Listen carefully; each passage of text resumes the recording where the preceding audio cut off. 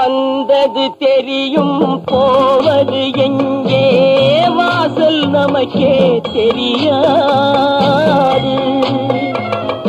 வந்தவரெல்லாம் தங்கிவிட்டால் இந்த மண்ணில் நமக்கே இடமேது. வாழ்க்கை என்பது வியாபாரம், வரும் ஜனனம் என்பது வரவாகும், அதில் மரணம் என்பது செலவாகும். போனால் போகட்டும் போடா,